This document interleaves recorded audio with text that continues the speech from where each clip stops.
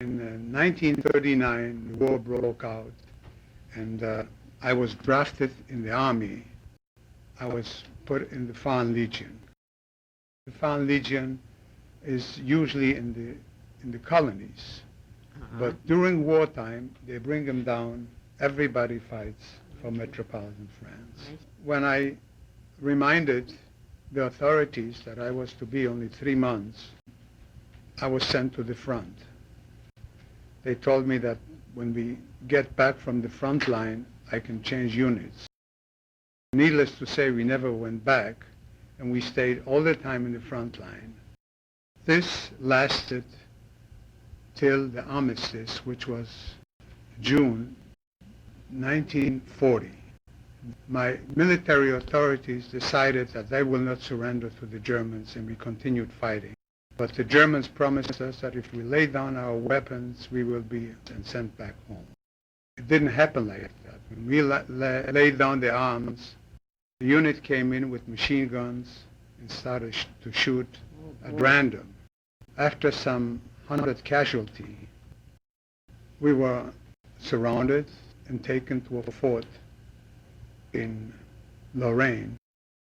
And for the first 3 weeks, we had nothing to eat. However, there were horses from our artillery, so we used to shoot them down and eat the meat.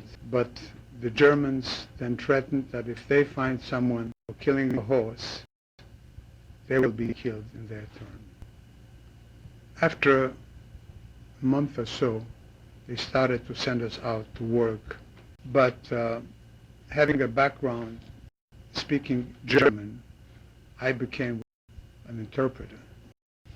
I wasn't very helpful to them. Finally, when they found out that I was a jeweler, they would give me all sort of metals if I could make rings for them. From then on, it was much easier because I would have cigarettes and food, which I could smuggle into the camp and help my fellows, prisoners. Then I worked at a railroad station which we were enlarging. And while the SS, which is the special troops, German troops, were watching, I went into a bunker and had prepared civilian clothes underneath my military clothes. And with another friend, a Greek fellow, we escaped. We walked mostly at night until we came into the occupied France. We were giving a train ticket to go directly to Paris. I was really excited and frightened at the same time. I went to some friend's house, and my wife came to meet me.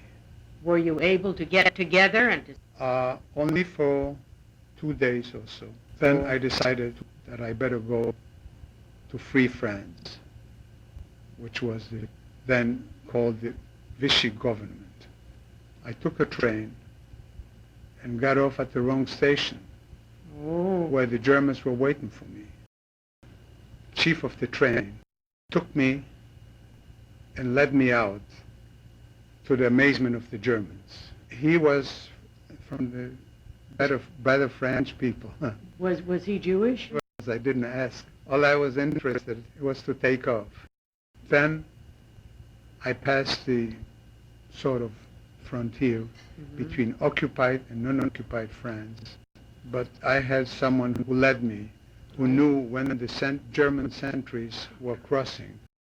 I went to a military authorities to be discharged. And not having had a job, they put me in an internment camp, which eventually was sent to Germany as working people. The French collaborated with the Germans and would send them labor force. I escaped from there. We went into the woods to cut down trees.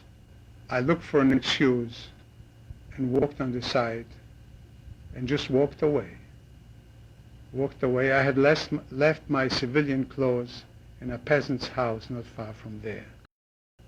How long were you captive? I was only captive for 6 months. It was the longest period in my life. To be exposed, to be shot, or to be arrested or deported any minute, especially as a Jew. It was terrible.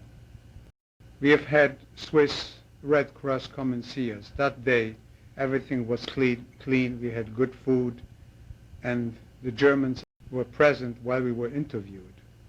Now, as you can understand, we told them that we were very happy and content, and we don't even want to go back. That's how happy we are with the Germans.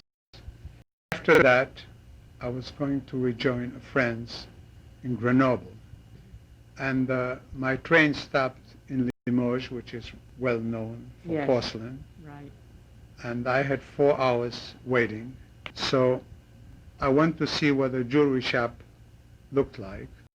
I remained in town and stayed there almost until the end of the war. After the Allies landed in North Africa, Germans occupied all France, and my life was in jeopardy again because they were looking for me. My brother in Paris was very frightened about the situation with the Germans. Yes. So he came to visit me, Uh-huh. and at that time it was still very quiet. I insisted that he stay with me Mm-hmm. just to wait and bide his time until the war will be over. I pleaded with him. So he went back, and unfortunately, he was taken by the Germans, and we never heard of him again. He had a son, and they were all taken. My brother and his wife did not come back. However, his son came back. He survived. We decided that we will go and rejoin a sister of my wife. And this was in the worst part of France, in Orléans, which was bombarded day and night. Right. But we figured that this is the only spot where the Germans will not bother us.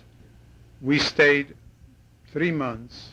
The Allies then landed and liberated us.